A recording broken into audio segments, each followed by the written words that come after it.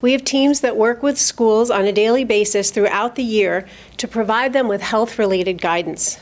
And this covers everything from offering standard vaccinations in schools, making sure kids are vaccinated, investigating outbreaks in schools, and working with schools to communicate with families and staff to minimize any spread of disease that's in the school. We do this all the time, and we have established relationships with schools and school districts across the county. There's a really good chance that we already know your school nurse or your health aide.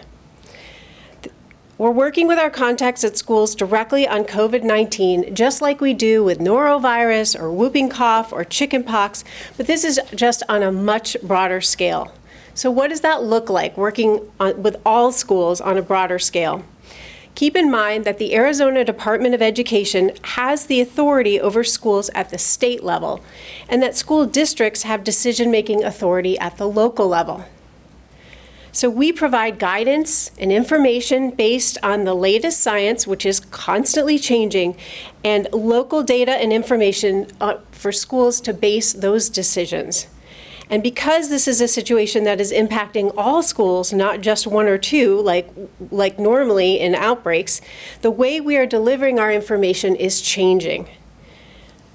We're holding weekly webinars with schools in Maricopa County to give them updates on disease transmission locally, what's changing in the science, and including having guidance, specific guidance, and answering specific questions that arise from schools.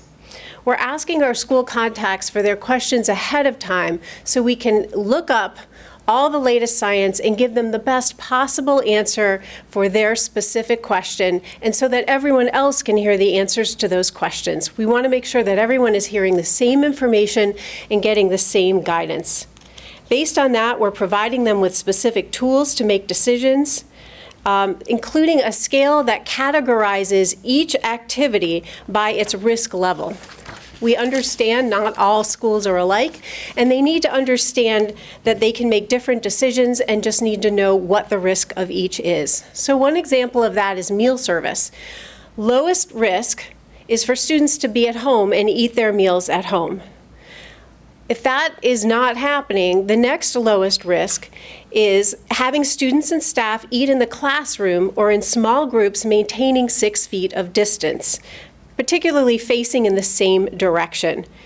The next level of risk would be having them eat in larger groups while maintaining that distancing, again facing in the same direction. And lastly, the highest level of risk would be having kids eat lunch in larger groups, mixing and not maintaining that 6 feet of distance. So everything's on a scale, and we're here to say what's the most risky and how do you decrease that level of risk. We've also categorized other common school activities so that schools can determine how they can implement lower risk versions of what the activities are.